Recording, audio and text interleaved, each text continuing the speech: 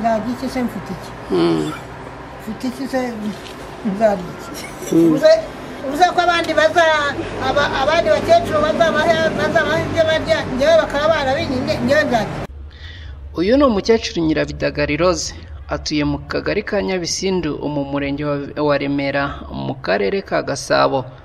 Afite imyaka 93 akaba avuga ko yajyaga ahabwa amafaranga y'izabukuru, amafaranga avuga ko bagenerwaga n'umukuru w'igihugu cy'u Rwanda Paul Kagame, ariko ngo nyuma y'imyaka 3 amaze avanwe mu rutonde rw'abemerewe gufata ayo mafaranga ntabwo yigeze asobanurirwa impamvu.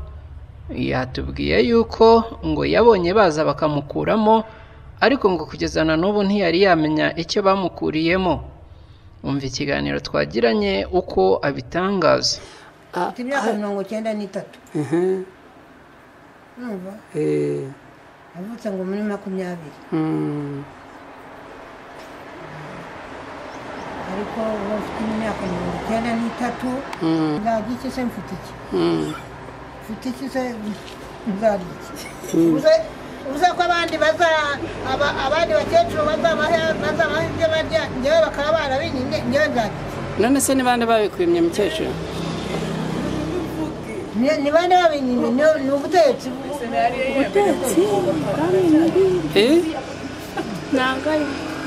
Ntabwo se bajyaga bampa intuza amafaranga y'umwaka, ubu ngubu abandi ntibazayafata ngewe ntibabinjira. Bajyaga baguha angahe? Niba ari 40. None ubu ntayo uzafata. Ndaho gusa imyaka ibaye 3. Bayakwambuye kubera iki se? Bakubwiye ko ari iyihe mpamvu? Ngo ndifashije. Ariko se ndifashije umuntu ko nagize ngo amafaranga batanga perezida yaduhaye nayo abaha umuntu kubera kuko akuze imyaka agezemo. Nagize ngo mbese niko ndabitekereza. Hanyuma rero abo ngabo baravuga ngo uriya mukecuru arubatse. Bafite ikimufasha. Nese mbere bayaguhabwo ntago wari wubatse? Ndabizi se. Mbese niba yambaye nubatse sinari mfite urugo se n'aso urugo sinari mfite. None se mukecuru ibi bintu bigiye kuba bimaze kuba hari ubuyobozi babigejejeho ngo babwire impamvu bakusobanurira ikibazo cyari cyo? Narababwiye nagiye no kubwira ntuza hajya n'indege kwa mugore uriho ku mudugudu wo ku kagari. Ntuza gitifu namugezeho. Gitifu w'akagari waramubwiye? Namubwiye. Yakubwiye ngo iki se? Gitifu hariya. Gitifu wo ku murenge nayo waramubwiye? Ku murenge nagiye namubwira ngo se mukecuru ngo sinumva se ko ufite amazu ngo ukodesha. Ngo sinumva ko ufite amazu ukodesha. Niba afite amazu ukodesha se kuko aya mafaranga twayahawe n'umubyeyi wacu ni kuki ngewe mwamvanyemo. Bagenda tuzabikurikira paka kugeza ubu. None se mu by'ukuri ayo mazu ukodesha urayafite wa mugani? Yahise. Abana banjye babana. Hanyuma se ubwo kuva bakwatsa ayo mafaranga hashize igihe kingana iki? Imyaka 3 irashize. Hashize imyaka 3. Nta gisubizo baraguha? Ntacyo bampaye. Kandi ikibazo wakigejeje ku murenge? Okay. Ubu ngubu se warazinukiriye cyangwa urateganya no kuzajya mu buyobozi bw'akarere? Njya kwenda sute. Bagize bati simbeho Imana izambeshaho. Yesu Kristo azambeshaho. Uwiteka azambeshaho. Nase uko bayanyimye muri iyo myaka. Ubu ni umuvuduko wanjye mbere. Uyu ni umuvuduko wanjye mbere. Ubu ni bari. Ntabwo bari. Ubusa barabaga nishoboye. Nyuma yo kuganira n'uyu mukecuru wabonaga asa n'ufite agahinda akenshi kubera ko yakuwe mu rutonde rw'abahabwa aya mafaranga kandi ntasobanurirwe impamvu bamuvanyemo, twegereye umuyobozi w'akagari ka Nyabisindu avuga ko yagejejeho iki kibazo. Nawe tugirana ikiganiro atangira tuganiriza muri aya magambo. Murakoze, nitwa Mukamana Serafine, umunyamabanga nshingwabikorwa w'akagari ka Nyabisindu. Twari tugeze aha rero tubagana nk'umuyobozi w'akagari, hari ikibazo cy'umukecuru witwa Nyirabidagari Rose avuga ko hari amafaranga yahabwaga, we ahita ko ari amafaranga bahabwa kubera izabukuru barimo, akavuga ko ngo bayagenerwa n'umukuru w'igihugu Perezida Paul Kagame.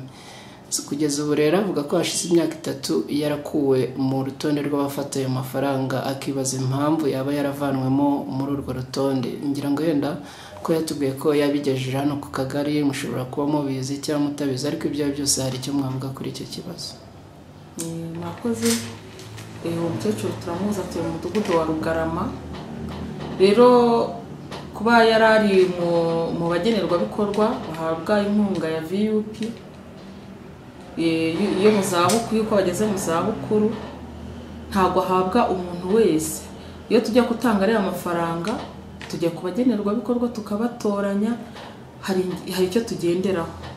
Kuba urengeje imyaka 65, kuba uri mu cyiciro cya mbere, ariko nubwo waba ufite ibyo byose nta kindi kintu cyo kugufasha ufite.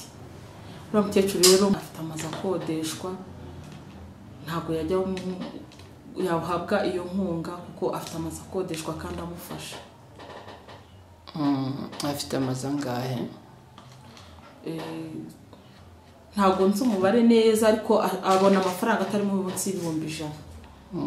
Impamvu nari mbajije gutyo nuko yatubwiye ko amazu afite ari ay'abana be babamo gusa, kandi anatubwira ko inzu afite ari ubuyobozi bwayimwubakiye kubera ubushobozi bukeya.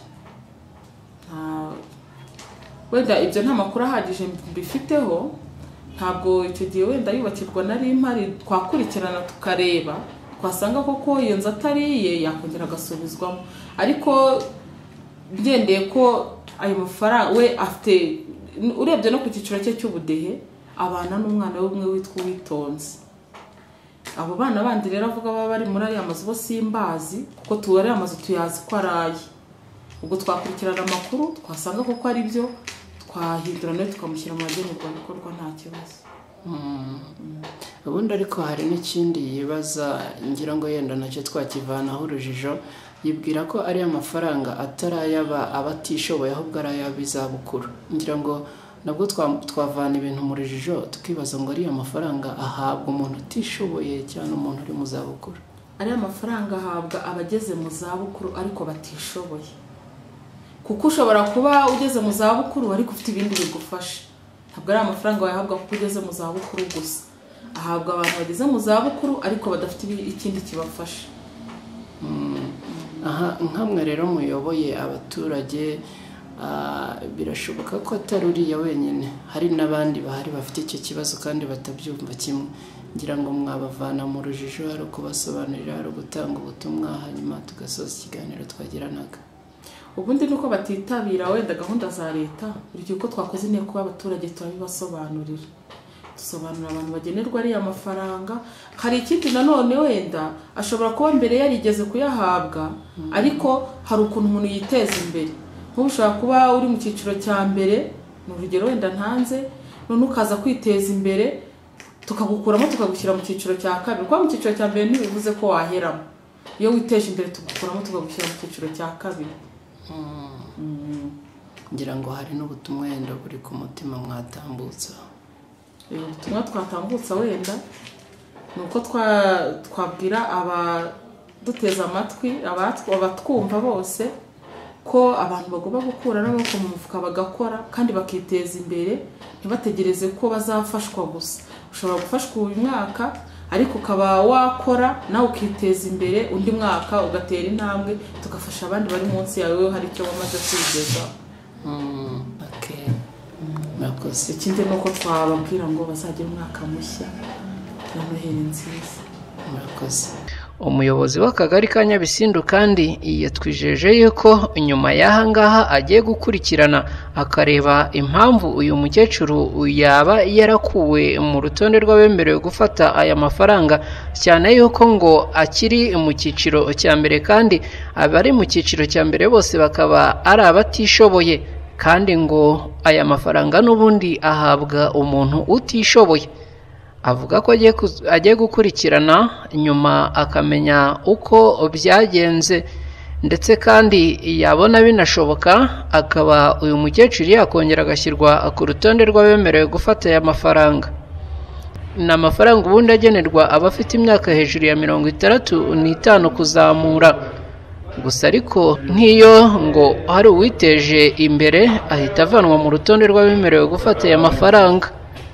Ni Ibendera TV mu mujyi wa Kigali, njye ndi Anaclet Ntirushwa. Tubifurije kugira Noheli nziza n'umwaka mushya muhire w'ibihumbi 2020.